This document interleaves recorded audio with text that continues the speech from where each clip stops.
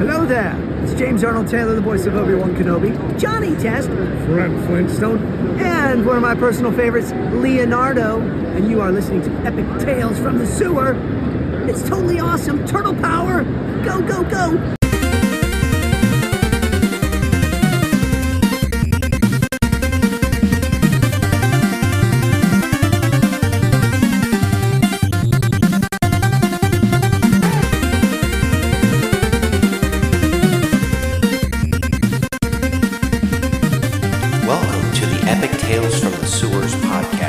Strap into the party wagon and hold on to your pizza. Teenage Mutant Ninja Turtles Adventures, Issue 16, Dredging the Ocean Blue. Script by Dean Clarraine. Pencils by Ken Mitroni. Inks by Dan Berger, with colors by Barry Grossman. It says, Ryan Brown and Dean Clarraine present Dredging the Ocean Blue. The turtles are on a trash-filled beach with Jaguar. Raph says, Yeah, so now what? Good question, says Leo. Caramba, I've never seen such trash, says Jaguar. April responds, Really, guys? Where do we go from here? I'd say north out across the ocean, says Leo. But how? I got an idea. Give me a hand with some of this stuff. Hey, check it out, Michelangelo. A surfboard! Awesome! I'm out of here! Mikey, with a smile on his face, runs into the ocean. How's it coming, Don? Not bad, Leo. I've almost got one of them finished. He seems to be fashioning some sewer tubes. Gee, Mike sure has gained a lot of self-confidence since the last time I saw you guys. Raph, who was wearing his black outfit, takes it off. You could see his bare face. Yeah, I guess you're right. This trip's been good for... Wow, would you look at him go? Cowabunga! We see him just kind of surfing the curl of a wave. What a complete dude. There, finished. Yo, check him out. These ought to get us home. Excellent tubes. Amigos, we have gathered food for your journey. No monkey bladder pate, mon, but there's fruit and nuts. Be a serious lack of monkey going around these parts, says Dreadmon. I guess this is it then. Jaguar Dreadmon, it's been a real pleasure. Be seeing you, dude. We with you, man. And I guess we're out of here. Adios, amigos. Ninja Turtles from America. Such wonders this world holds. Americans, eh? I would have thought they were Japanese. As they wave goodbye on the beach, we've got 3-on-1, Raph, Mikey, and April, and then the other two are Donnie and Leo as they go out on their tubes, and they seem to be kind of puttering around. An albatross squawks over them. So now April writes in her journal, Call me Fishmeal. Fishmeal O'Neill. We've been out here for days, hundreds of miles out to sea. With no land in sight, there's only water. Water everywhere. Warm water. Tropical water. Shark water, she says as they see a fin. However, they're coming straight toward us, says Donnie. Dolphins! As they jump. They sure as heck ain't tuna. They were beautiful, playful, intelligent. They led us to an island surrounded by a coral reef. Look, an island! I'm gonna swim. Anyone with me? Says Mikey. You know it, as April jumps in too as they dive through the tubes to the next island. There's just some joy on their face as you can see them swimming with the animals. A large amount of sea turtles seems to go as Donatello and Mikey seem to be going next to them. One struggles that Mikey sees. Donatello goes over and pulls a six-pack ring from around it so it can swim unfettered now. Happy in their endeavor, they smile underwater, and April appears to giggle, and then they continue towards the island.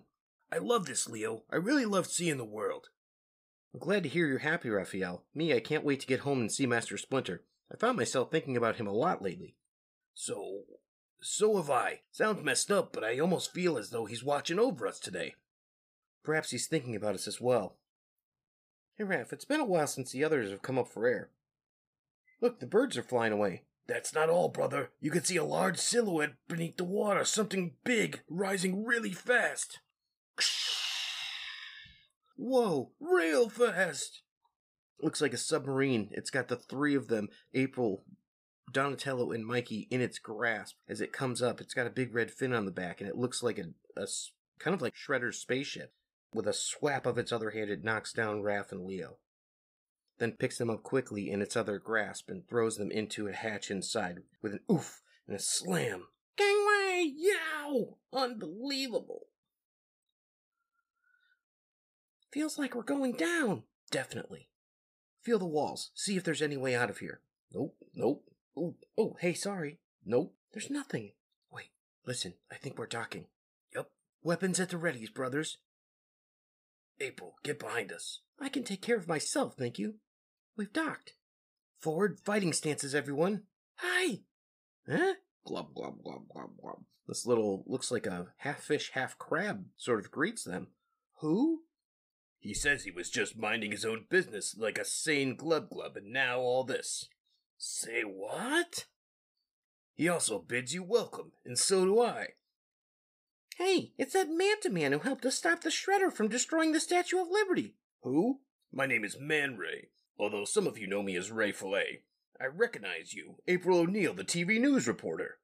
That's right, and these are my friends, Raphael, Michelangelo, Donatello, and Leonardo. What is this place? Do you know what's going on? And how did you get here? Well, I don't know why we've all been captured, but I do have a theory of what this place is. First, let me tell you what led me here. After leaving you and returning to the waters off New York, I decided to test out my newly mutated body in exploring the undersea world. I joined a school of bottlenose dolphins off New Jersey as they began their yearly migration to the South Caribbean. They helped me get over my uneasiness of being completely surrounded by water, by sheer vastness of ocean. Upon arriving here to the Caribbean, I was able to explore my body as well. I discovered that, like a dolphin, I too have echolocation abilities. I can emit bursts of sound and see the shape and density of an object by its returning echo. I also found that my body has an organ that allows my lungs to take oxygen from both air and water. I was wondering what to do with my new self when I was approached by our little friend here. Bubbala. Glub, glub, glub, glub, glub, glub, glub. He points to the little crabfish-looking person. Bubbala led me through a maze of nearby coral reef to a hidden world inhabited by his people, the Glub Glub. He told me of people's plight and the illness that befell those Glub Glubs who swam into the waters on the far side of the reef. You can see their little society. He's sitting down, meeting all the Glub Glubs. They look happy to see him. The waters recently disturbed by humans. Bubbala led me to a recently excavated site adjacent to the undersea base. Barely I had time to note the symbol marking on the barrels being buried when we both became sick and blacked out. It says toxic waste, and we could see that there's more of those sort of spaceship underwater crafts. We awoke there, in that room. I think that whoever captured us is burying nuclear waste illegally, maliciously, without the slightest concern for the local environment. The Glub Glub may be suffering radiation sickness. Dudes, we have to stop the dumping. Yeah, but first we have to find a way out of this room. Blop, blop, blop, blop. Man Ray, have you used your echolocation ability to check the thickness of these walls? No, but I will. We can see that he's starting to use it. Looks kind of like a Daredevil thing. The mirror is too thin. I don't see any wall behind it. I think the mirror is fake. It may even be a two-way mirror. You thinking what I'm thinking? Yup, cannonball! Who's it gonna be? Me! Cool, let's do it. On the count of 3. 1, you guys had better have a good aim. But Mikey, I thought you always wanted to be in a splatter movie. 2, 3, cowabunga! As they bust through, we can see that there's 2 people on the other side. One of them is the kid. Oceanauts, Mr. Knoll wants them alive. Hi. As Donatello knocks one of them down with his staff, Leo grabs one and puts him under his arm in a headlock. Live, eh? Let's take advantage of that by hitting him fast and hard. Hey! Another one Donnie takes out with his bow. As Raphael disarms another one, takes his size and takes off their crowbar, then punches him square in the face. Glub, glub. Bubbalo looks a little frightened as he just comes in. Whomp! As one gets kicked in the side by Michelangelo, and Ray goes after the kid, who now pulled a 6-shooter on him. Polluter, your days of evil are over. Glub! Back off, fish face, or I'll shoot. Psh! Shoots and Ray gets out of the way in time. And oh no! It hits Glub Glub square in the chest. No! Assassin! As Ray smacks him on the side of the head, knocking him down. Is he? He's dead. Dead. These humans shall pay for this, says Ray, as the others just kind of run out. just absolutely freaked out as Ray starts tearing this base apart. Man Ray, calm down! You're gonna bring the whole place down on top of us! I think he already has, says Donatello. Everyone into the sea access pool, quick! We see explosions happening everywhere. We'll never be able to hold our breaths all the way to the surface, says April. You got a better idea? As they dive into the pool, they get into the water and they see the turtles that they've held before. The sea turtles are out there, as Michelangelo happily points to them. Riding on the backs of their shells to the surface, the turtles aid them. The sea turtles have saved us. Awesome, who'd have thunk it? But, oh, what of Man Ray? As there's debris everywhere. In the epilogue, we can see a conch shell, and Man Ray's arms looks like he's burying it on the beach. There, little one. The turtles surrounded him. May your soul find its place among the great chain of life. Next, Mikey looks up and says, Look, a shooting star! As it looks like a sort of a spaceship goes across the sky. Next, Monkey Wrench Gang of Shrimp Net Bay. Everyone thinks because you're a zombie, you don't know good coffee.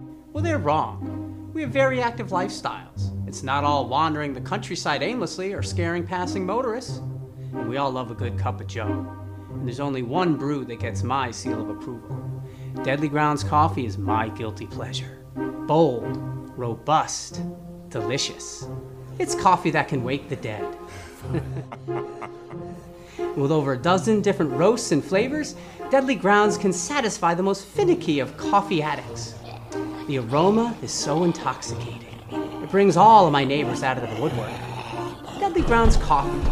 Coffee to die for, and zombie approved. It's good to get a little deadly.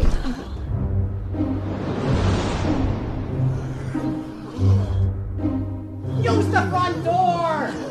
Oh, they're so disgusting. Teenage Mutant Ninja Turtle Adventures, Issue 17. Script by Dean Clarraine, with pencils by Ken Mitroni.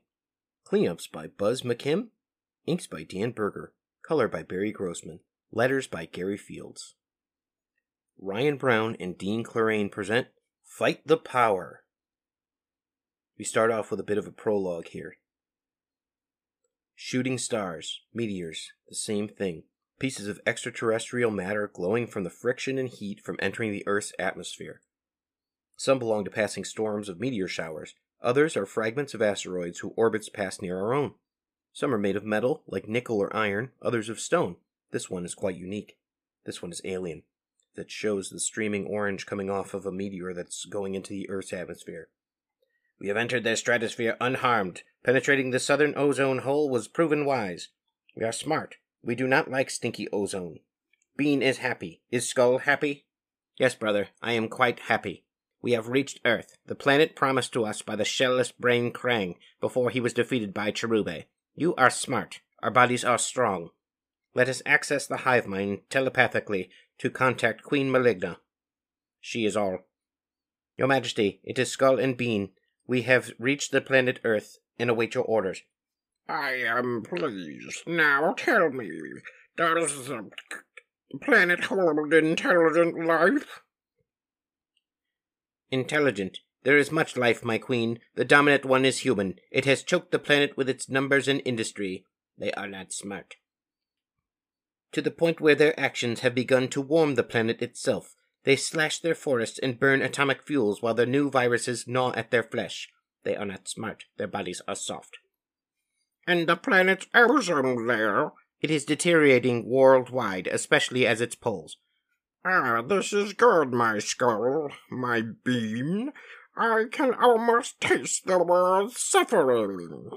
Descend to the surface and observe all that you can. Learn the ways of these humans. Then locate the one who will aid us, the one who will help feed our great hunger. As their ship lowers down to the Earth. Now, on the back of a humpback whale, we see April, who's having the time of her life, as Man Ray leads it by having a bridle through its mouth, as we can see its majestic eye looking up at him. Looks like there's two turtles on two other whales, so... From the Journal of April O'Neil, I never thought I'd see the day when I'd be humpback whale riding, but this is exactly what we're doing thanks to Man Ray's rapport with these intelligent and gentle giants of the deep.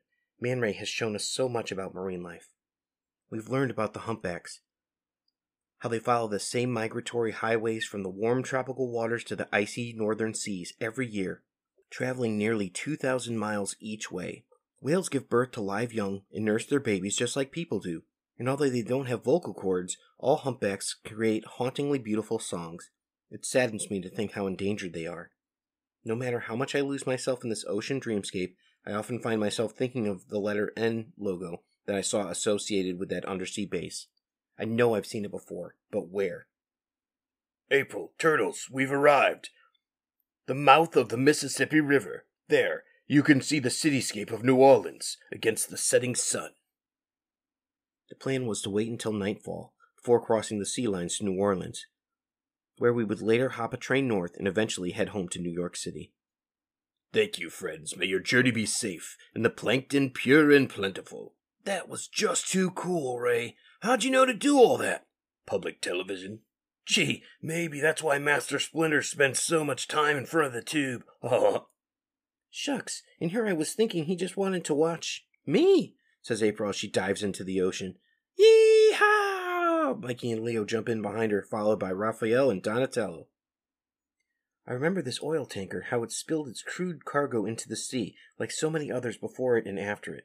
Swimming around the submerged hull, we heard a crackling and sizzling sound of a sort of 1,000 brittle twigs snapping in the night. Shrimp. There were shrimp everywhere, and small sea turtles as well. Yo, Man Ray, we've got company, says Leo.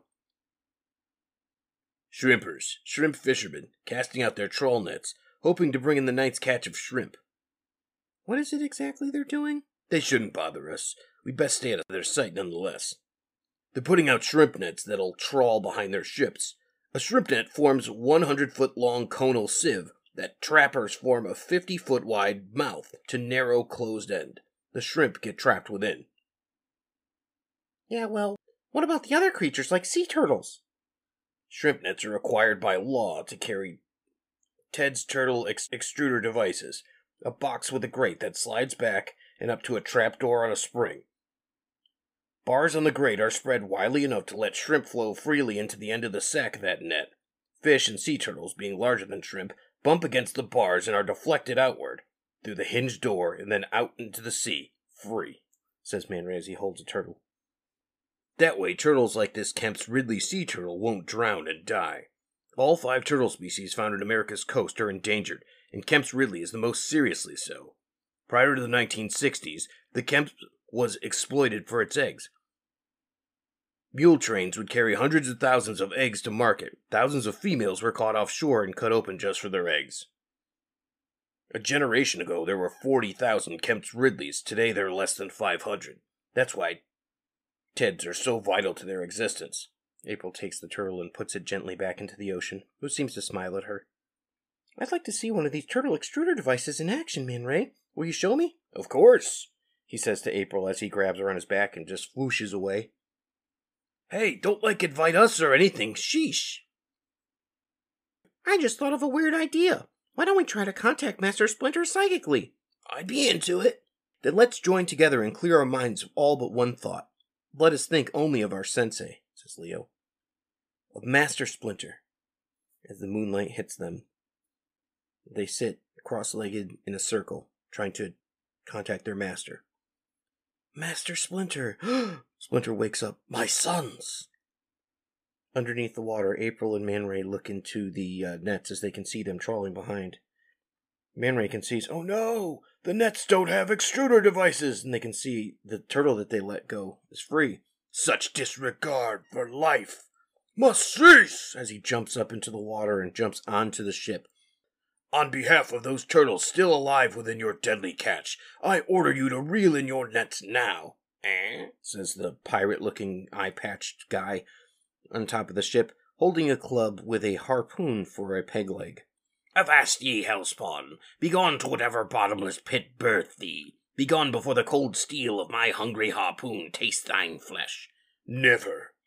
It is you who shall be gone to a prison cell for what you've done. So swears the Man Ray. As he takes out 3 of them like bowling pins. All of a sudden, the other men catch him in a net. So, ye've a name, ye beast. Better to mark the watery grave. Then we cast thine corpse back to the Stygian depths. Must not fail, club, as he clubs him in the head. Sea turtles must save. April swims back to the turtles, where we can see that they're speaking with Master Splinter. My sons, it fills my heart with joy that you fare well, and I am pleased that your mind has been opened to my psychic message to communicate, Leonardo. Thank you, Master. We are fine, but we are far from home. Yet you are so much closer than you had been. Don't worry, we'll be together soon enough. Just be sure to learn from your journey. And Raphael, nice gems. Raph looks down because he's only wearing the pants from his intergalactic wrestling suit. The turtles are all in concentration, thinking of Master Splinter, who is incorporated right above them. Now go, my sons, and know that my love goes with you. All of a sudden, April comes up over the side of the boat. April! Guys, the shrimpers have been trawling without turtle excruder devices. The turtles are drowning. Man Ray engaged, attacked the ship. He's beaten. Easy, April. Rest a bit. What are we going to do, brothers? I have an idea, says Leonardo. Same here, says Raph. Let's see what we can come up with together. Jump to it, ye scurvy dogs. Haul in those nets. Hurry now, the shrimp are booty to be sold back in port. As they pull up the nets and they can see. All right, we'll be all rich men before this night is through, as they haul up the net. Cap'n Mossback, the net. It's full of sea litter, not shrimp. It is indeed full of garbage. What? No, what, human? Who? We are the elder gods of the seven seas, the mournful spirits of the murdered sea turtles that have called us to this world, and none shall escape our vengeful fury. Dig it, Mossface. You can see on the back of a giant sea turtle an angry-looking Michelangelo, Leonardo, Donatello, and Raphael, who's dressed up in sea garb with coral and a conch shell and seaweed. And he is making that he's the elder god. Come back and fight, ye girly men, as they all abandon ship. Cap'n, the Georgie girl's been completely deserted. The timid curs. You other men take heart. There'll be a meaty reward to each man who cuts down one of those elder gods. As he goes and fires a giant harpoon from a harpoon gun. Takes ye cold steel, Spawn. As it comes right at Donatello, they all duck and get out of the way. Quick, everyone into the water! Yow! Let's head over to the deserted ship. I have an idea how we can fight fire with fire. I like what I'm hearing from you, brother. As they all look and say, Yo, Cap'n Mossback, prepare to be boarded! And prepare to be whooped! As they jump in, Leonardo jump kicks one of them right in the head, and he has one of his swords in his mouth like a pirate coming in. Have at ye amphibious efforts. As he swings an oar at Donatello. Turtles are reptiles, dumb dude, not amphibians. And we'll kick the shell out of every one of you shrimps. What's an efreet? Says Michelangelo. Brothers, take a look around, see if there's any clue to what happened to Man Ray. Oh, April lifts up the hatch. I've definitely got to stop running into things like I do. I get too hot-headed for my own good. You also get a lumpy-headed. Here, let me get those ropes off of you, says April to Man Ray. Man Ray then pops up through the deck. Hey, Mossback, you're mine. Avast, he says. No, stay back. Devilfish, come no closer. I shall be. Ye shall not take my soul. As he walks backwards off the plank and he falls in. I. Who said anything about even wanting his soul? Says Raph. I can't swim. They look on and they're like, gee, Well, what do you know? He rises up on the back of the sea turtle that saved him. Is that ironic or what? I don't know what to call it, Raph, but I like it, says Mikey as they can see.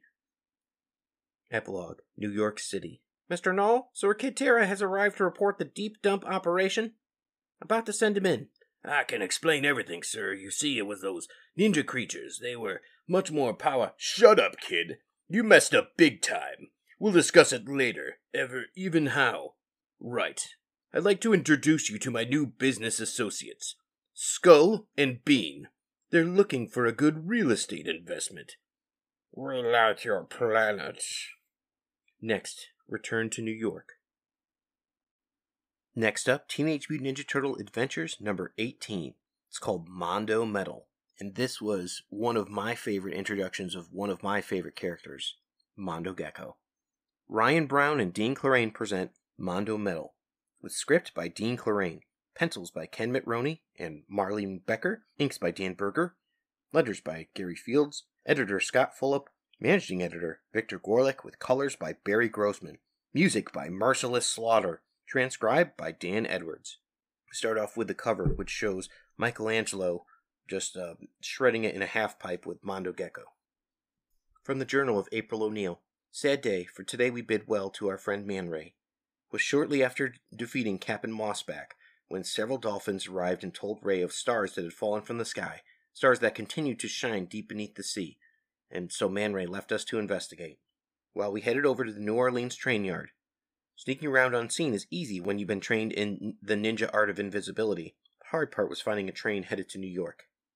Now they're all on top of a train going over. Sure wish I had a harmonica. This is the life, let me tell you.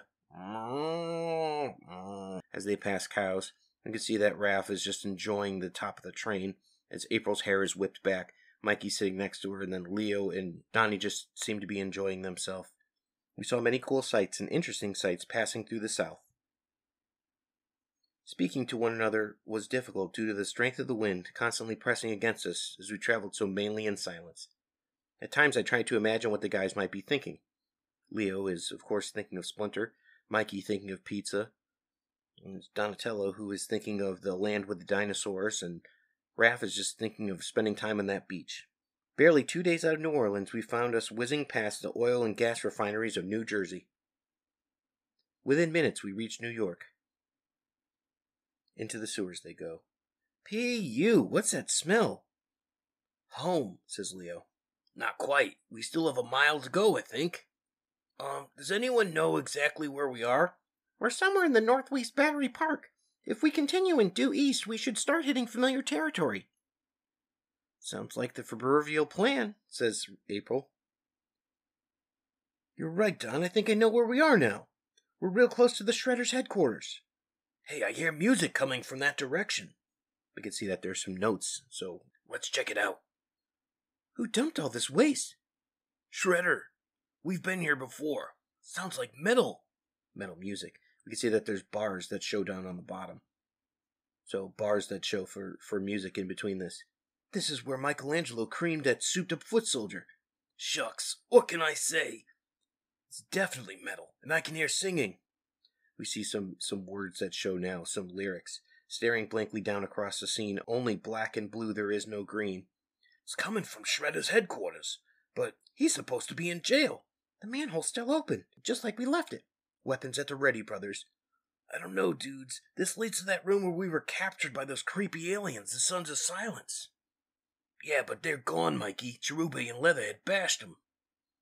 But to where? Good question. Leo, can I use one of your katana blades? Of course. More lyrics show. I'm awake, can't sleep, this is no dream. Slash, burn, beef, big oil, big bucks, I scream. Everyone in position. Then on my word, let's get 'em, as they kicked open the door. Hey, there's no one in here, says Mikey. Music's coming from the other side of this balcony. Everyone stick to the shadows. Let's look before we leap, says Donnie. Oh man, it's just some kids in a band. As we could see the band, Merciless Slaughter. There's a drummer with the kick drum that says Merciless Slaughter on it. Then there's a bassist, and then the guitarist, who is the human form of what we know as Mondo Gecko. Long black hair, yellow shirt, he's got his sneakers on, purple shorts, and on his shoulder his trusty gecko as he sings. There's skateboards on the wall. So there's another guitarist, but you don't see him in that picture. Now we see more lyrics as the turtles look on as there's like a little bit of a concert. I'm awake, can't sleep, this is no dream. Slash, burn, beef, big oil, big bucks, I scream. Awesome place to practice. Maybe, but it's a bit dangerous after all. This is the Shredders. I was just thinking the same thing. Pipe down. Looks like they're gonna finish. Yeah! Gee, Mondo, that was really hot. Thanks, Candy. I just can't wait to hear this next bit. I saw Dave Mustaine do this on a video. Feedback. Ow! Nothing but raw power and pure Mondo metal. As he does that and he hits it, they blow out a circuit, and all of a sudden there's an explosion. Boom! And the lights go out. Great. Oops. Uh-oh, I don't like the sound of that. Maybe a generator coming on. Maybe. Maybe it's something more. Nice going, Mondo, says the drummer. Eek! Says the little gecko. I knew this place was too good to be true. We were gonna pay rent, honest. They're surrounded by giant foot soldier robots that take a look at him. Not like the souped up one in the sewer, but just close. They don't have those little tubes on them. And he just punches and whacks Mondo. Those kids don't stand a chance against foot soldiers. I hear you. Let's get down there quick, says Leonardo. As they all jump down from the side. Incoming! Talking turtles? Says Candy. Hairballs! Talking hairballs? Hey, you're that TV news chick. News woman. That's right. Now get on out of here. And leave the fighting to us, as the turtles take care of the foot soldiers for them. No problem. Oh no, how are we gonna get out of here? Says Mondo. Quick, Candy, let's head for the door. Cool, it's unlocked. Excellent. Looks like the kids have all made it to safety. Now, if only the same holds true for us, says April. It's just a room without other exits. Then let's turn around and get out of here. The souped-up foot soldier looks on at them with death in his voice.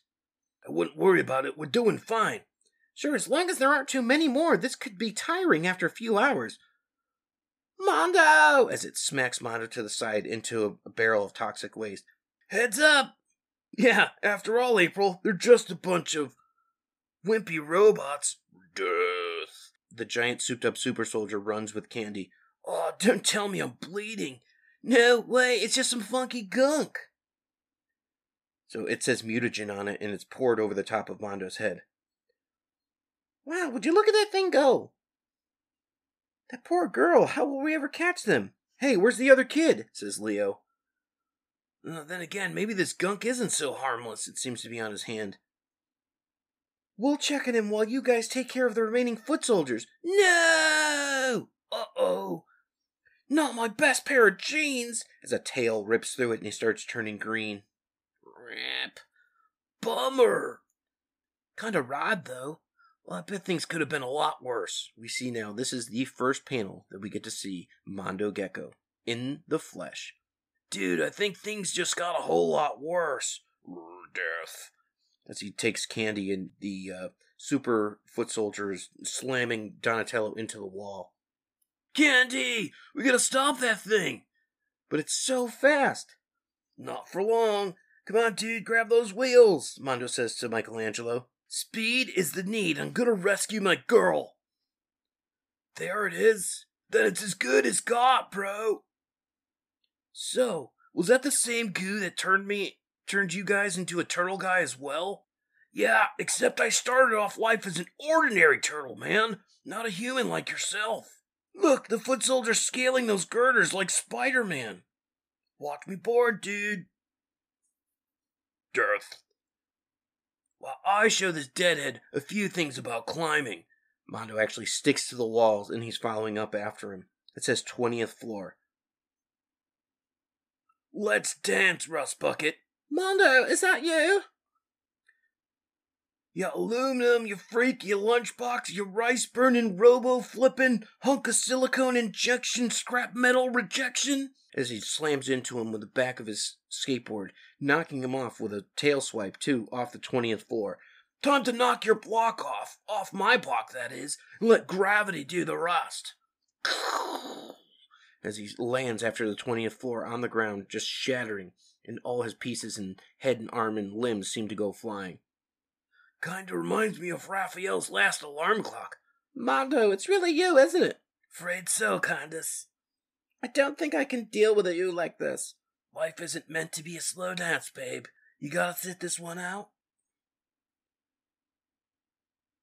As she says goodbye to them, she's thankful that Mondo saved her life, but she's just not sure if she can deal with him in his current space. Ever had one of those days? All the time. I'm Leonardo. This is April O'Neil. And these are my brothers, Donatello, Michelangelo, and Raphael. What's your name? My friends call me Mondo. You can call me Mondo Gecko, Esquire. You're welcome to come with us on our way home. Yo, check it out! Looks like a meteor shower, but they're much too low for meteors. Some are passing between us and that skyscraper, but that's impossible. That building and the lightning bolt image. I know we've seen it with something else before. The last of your meteors has passed, Don. I don't believe it. Unless they're not meteors, if there's something else, but what? Whatever it is, let's think further on it once we get home. As they all head towards their home. Soon, in the sewer. So it's agreed? Looks that way. Awesome. Ready? Everyone on the count of 3. 1, 2, 3. Surprise! They all say in unison. We're home, Master Splinter. Master! As the 4 turtles hug their father. My sons, April, my heart is filled with joy. Tell me, who is your friend? My friends call me Mondo Gecko. You can call me Mondo Esquire. Greetings, Mondo Esquire. Friends and enemies both know me as Splinter. Hey, what's that I smell? Pizza! They all say in unison. Then what they say is true. There really is no place like home. Next, Return of Jaguar and Dreadmon. And that's the end of issue 18 of the Teenage Mutant Ninja Turtles Adventures. It's pizza time. And now, in a segment that we call Pizza Time, where we discuss any Teenage Mutant Ninja Turtle or pizza-related food, I give you Pizza Time. And now for your Pizza Time of the day. What better way to commemorate our oceanic journey with the turtles than with anchovy pizza with extra garlic? Be careful, you're going to need a breath mint after this one. This makes one 12-inch pizza. Love them or hate them, anchovies on pizza are a thing. Mikey has an undying love for the little fish, even though his brothers aren't on board with it. Lots of mellow roasted garlic and salty cheese. This recipe is sure to bring out the anchovy lover, or hater, in everyone. Ingredients: cornmeal or flour for dusting, extra virgin olive oil for brushing, greasing, and drizzling, 1 pound ball pizza dough, homemade or store-bought, cloves from 1 head roasted garlic, mashed, salt and freshly ground black pepper, 8 to 10 anchovy fillets packed in oil, 3/4 cup shredded manchego cheese, 1/4 cup grated Parmesan cheese, 1 tablespoon chopped fresh parsley. Line it up, dudes. You can use whole wheat pizza dough if you want to, and low-fat cheese. Instructions. For a baking stone or steel pizza peel, place your baking stone on the middle rack of the oven and preheat to 500 degrees Fahrenheit for at least 30 minutes. Then turn the oven to broil. Dust a pizza peel or inverted baking sheet with cornmeal or flour. With a baking sheet, preheat the oven to 500 degrees Fahrenheit with a rack in the middle position. Lightly coat a heavy-duty rimmed baking sheet with olive oil. Step 1. Stretch or roll the dough into a 12-inch disc and place it on the prepared pizza peel or baking sheet. Step 2. Brush the dough with olive oil. Scoop the mashed roasted garlic onto the dough and spread it evenly, seasoned with salt and pepper. Step 3. Arrange the anchovy fillets on top and sprinkle the manchego and parmesan. Step 4. Shimmy the dough from the peel, the hot baking stone, or transfer baking sheet to the oven. Step 5.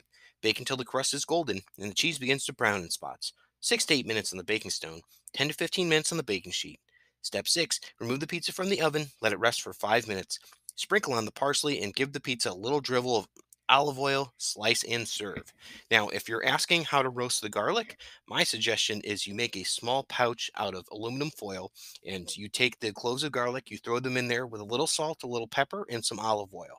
You put your oven on either 450 degrees Fahrenheit or 500 if you're going to just be heating it this way.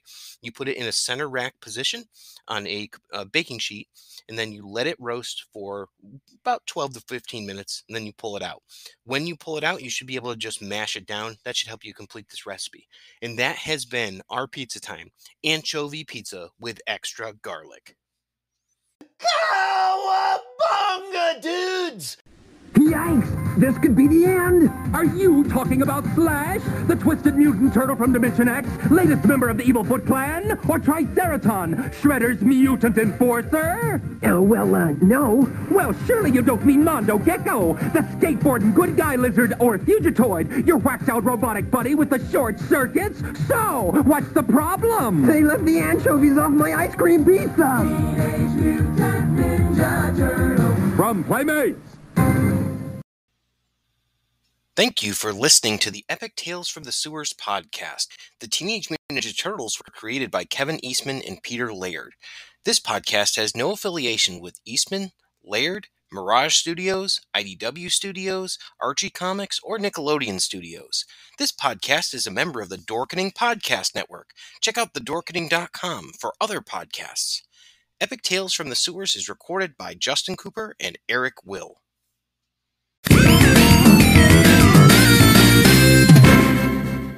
Hello, intrepid listeners. This is the Generation Playlist Podcast, a podcast about music where we are your guides through a particular group or artist. We talk about the music, and then we make a customized playlist to share with you, our listeners.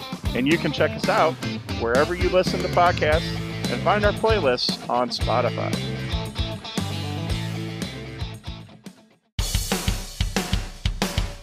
Greetings and shabibans. We are the Retro Reductopus Cephala Podcast, a long-form bi-weekly show that celebrates all the things that made growing up awesome. Well, that sounds good, but I don't know what all those words mean. I think what Parasite seems trying to say is that on Retro Reductopus, we explore a range of retro goodness, from toys, video games, and movies, to cartoons, and even snacks and school lunches. Oh. And we do it all with a positive spin, a slew of killer guests, and some very adult language. And you know what else is cool? No. This crazy show is part of the Dorkening Podcast Network with new episodes every Tentacle Tuesday. What's that? And if waiting 2 weeks for a new episode gives you a sad, know that we drop bonus episodes all the time, like the off-format Crow's Nest and an interview series we call The Brig.